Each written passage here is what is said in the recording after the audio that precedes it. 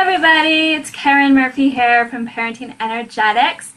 If you are popping in here, let me know, tell me you're here, and let me know what fun things you've been doing with your kids the last week.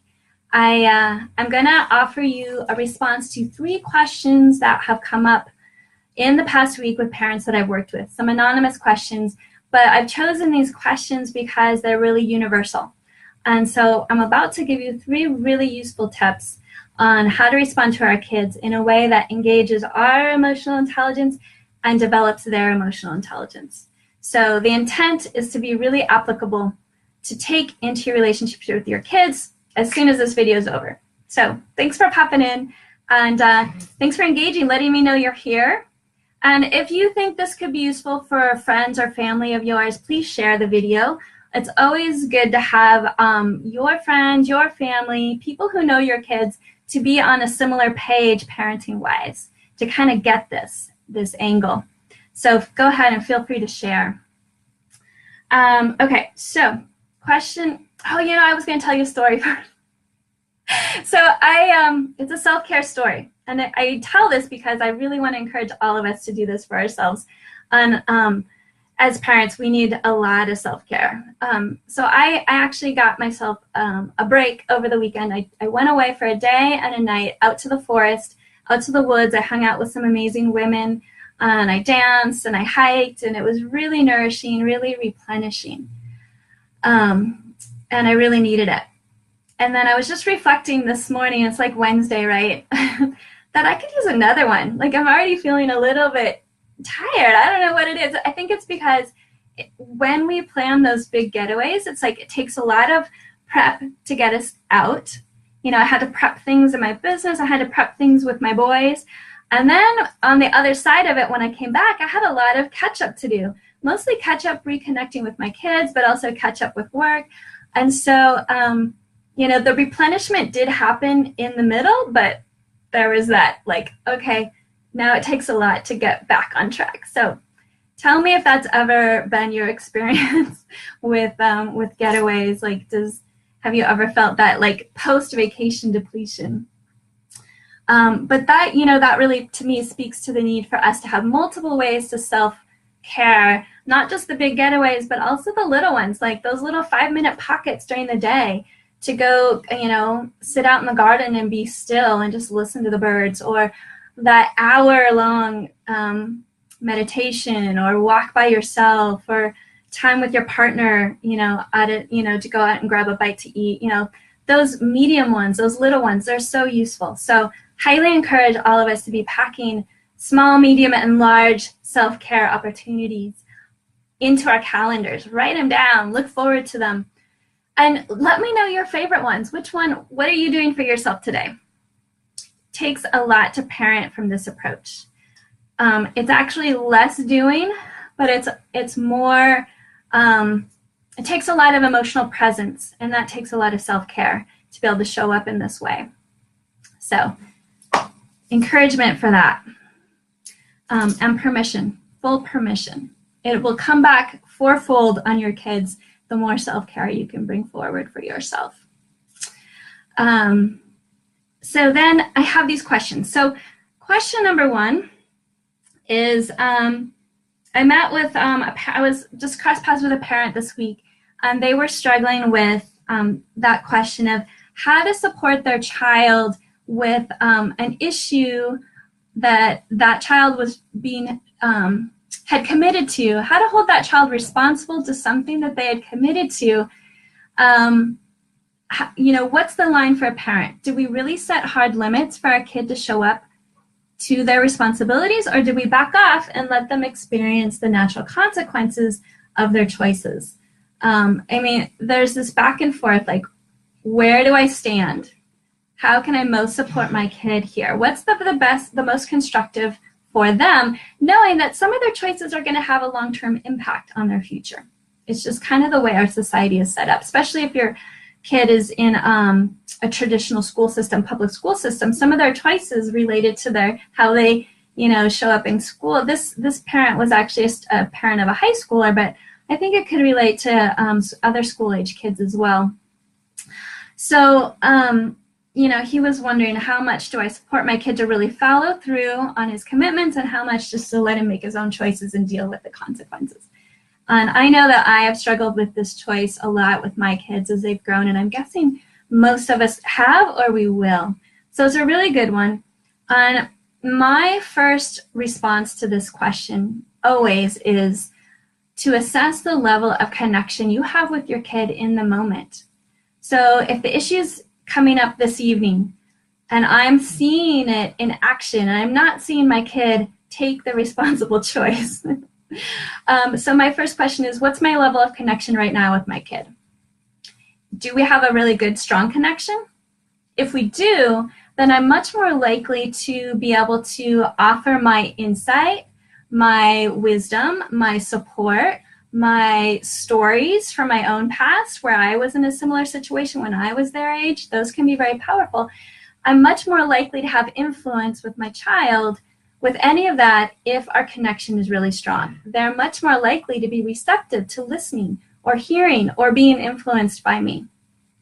Now, if my connection is not strong, maybe we haven't had much one-on-one time recently, or maybe they're kind of in their own zone and they're resistant to having a conversation. That's a sign that our connection isn't super strong. It can be for whatever reason. It doesn't mean necessarily that we've had a conflict. It just means we haven't fostered that rich connection super recently.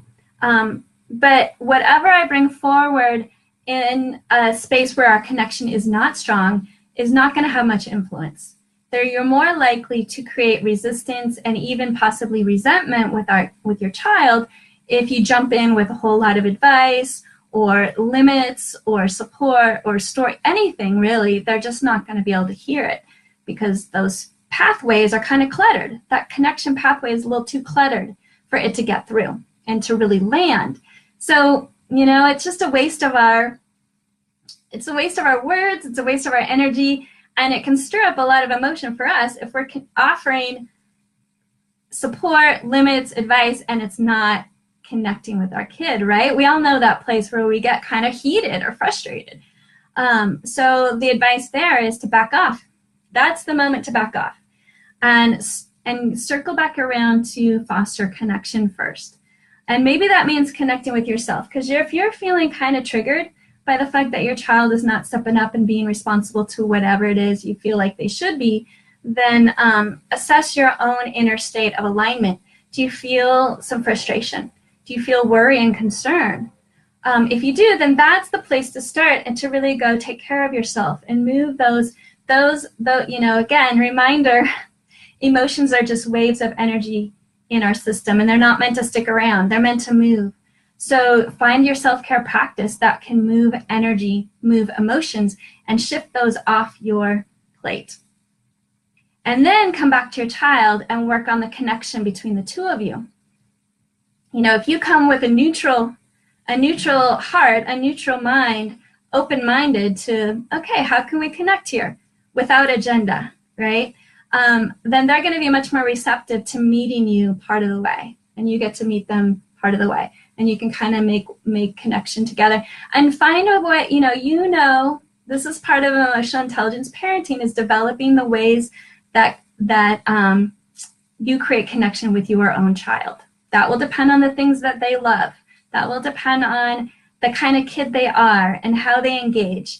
It will also depend on your ability to be receptive and engaging in those moments when they are at their most receptive. So that's something you create together. That's part of the beauty of this approach, is being really unique depending on your family culture and depending on your unique kids. And it's part of the fun of that, creating that connection tapestry together. So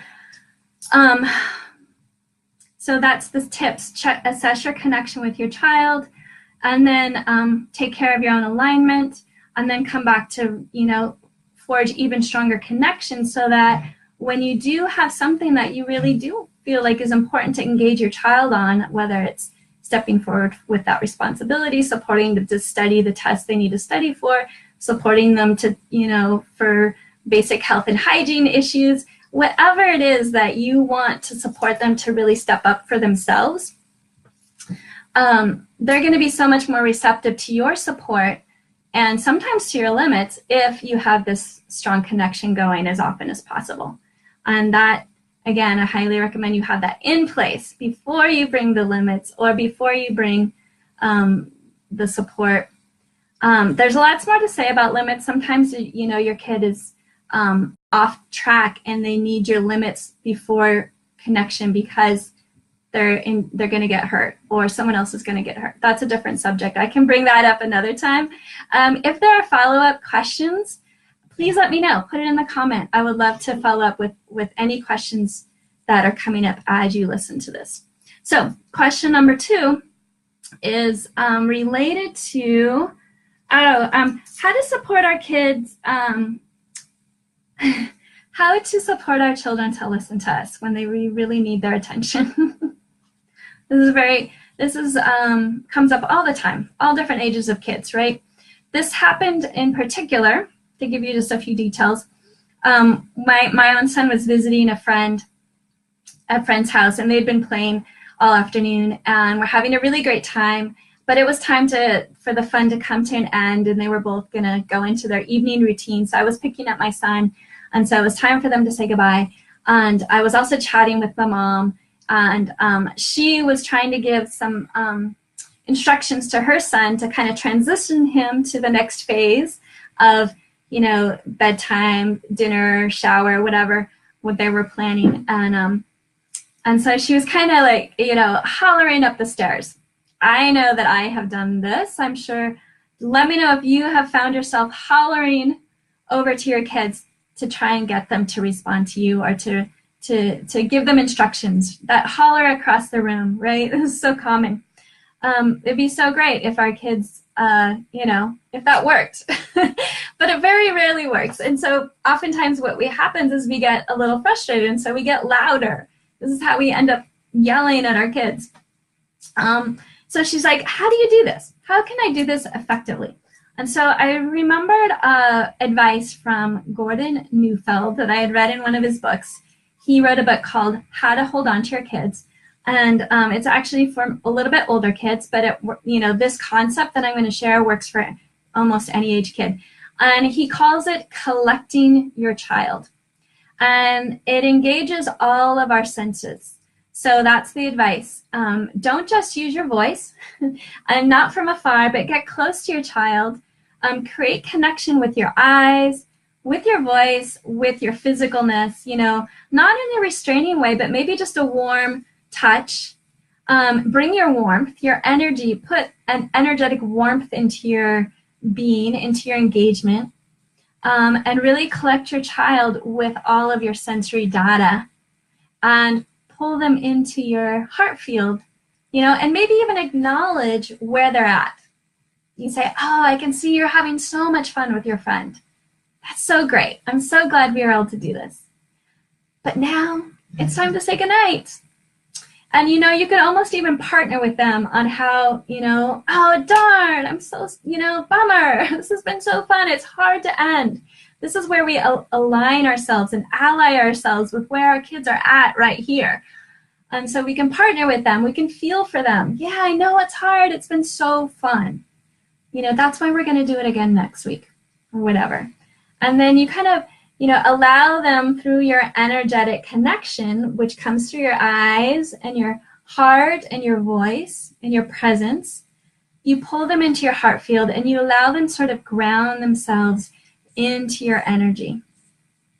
And that allows for their own inner alignment to kind of come back into equilibrium and harmony. You might even slow and deepen your breath, because when our kids see us do this, be in this calm, slow state, their mirror neurons in their brain, they start firing, they start to, you know, simmer down and get back into balance. And so that's the advice. In lieu of the hollering from the bottom of the steps or from across the room, you go and you connect with your child, you get close, you put a hand on the shoulder, you engage the eye contact, you acknowledge what they're feeling, you feel it along with them, and then you pull them back into the grounded state to get ready to transition to the next. So try it. Let me know how that works for you. And now question number 3.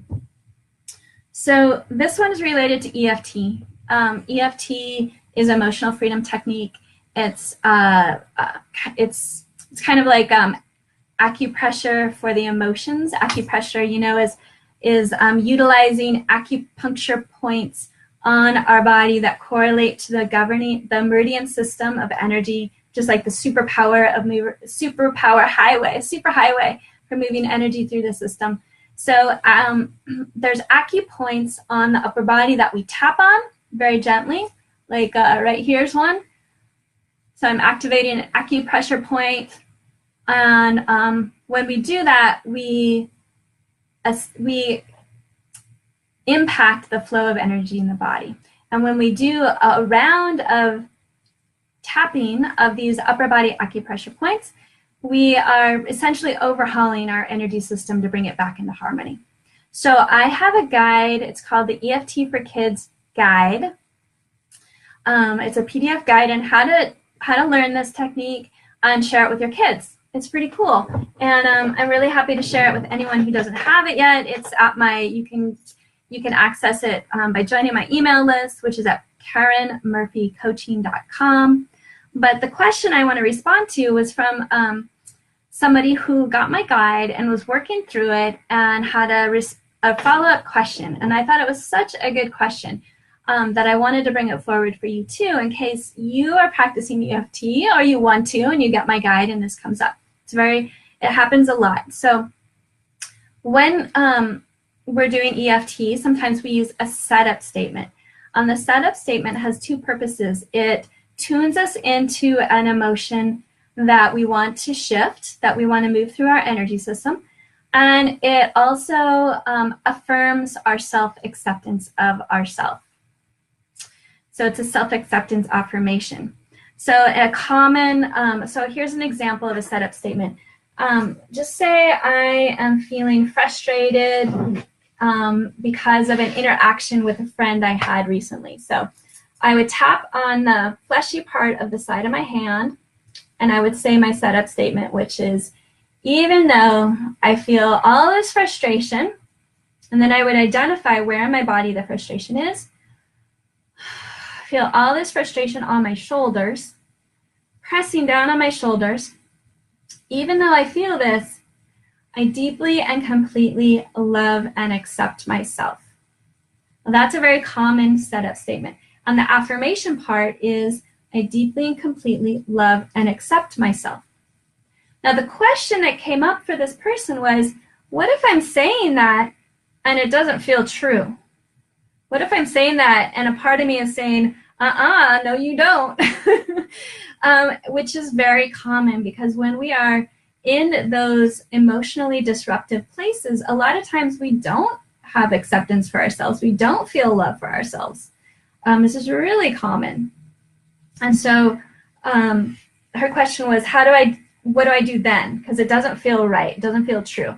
So my response was, well, so good on you for having recognized that it doesn't feel true, because there was probably a signal in your body that told you that that was not in alignment, and you received that message. So that's awesome intuition. So here's the thing about setup statements. They're always so much more powerful when they are in alignment with what we're truly feeling. In fact, it's really only going to work well when they're in alignment with what we're truly feeling. So if you are ever working with a script of any kind for EFT, I highly, highly, highly recommend inserting your own language into the script. Maybe crossing some things out and putting your own words in, or just creating it on the fly, which is, the more you do EFT, the easier that will come. You know, you could be like, even though I feel all this frustration, like a pressure pushing down on my shoulders when I think about that interaction I had at the post office with my friend, I deeply and completely, no, what do I feel? I am learning to accept myself here. That feels more true. Does that feel true? Yeah, that feels true. You know, or you might say, no, actually, that doesn't feel true either. So you could say something like, even though I'm feeling all this frustration, pressure on my shoulders, remembering that incident at the post office. Being really specific is really good for EFT. I'm so grateful I have this technique to help me move these big feelings. That feels true, you know? So whatever phrase you come up with, just make sure that it feels true for you and that it combines the specificness, the specific details of that emotion, that incident, that memory, plus some sort of affirmative statement. Whether it's I'm learning to love myself, I'm learning to accept myself, I'm learning this tool that's helping me. I know it's going to get better one day. You know, you can modify as you go, and those are some examples.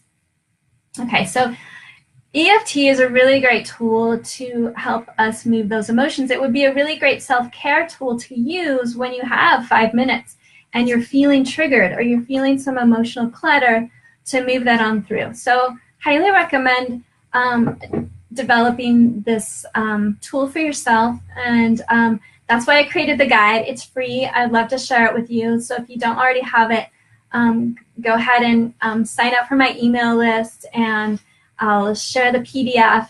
And if you have any questions like this person did, please email me. I would love to respond directly back as you learn the skills. And that's it. I think we're good for today. So thank you so much for tuning in. I will be back next Wednesday with more responses to any questions that come up during the week. So if you have a specific question, please send me a note, a message, comment on any of my posts, send me an email, and I'll make sure it's anonymous, and we'll be really happy to respond. So I hope you have a great day. Please share this video with anyone who could use it. That's my whole goal with these, is to really give out information that will be immediately applicable to parents who want a parent towards higher emotional intelligence in your family. So take good care, and I'll see you next week. Bye for now. Yes.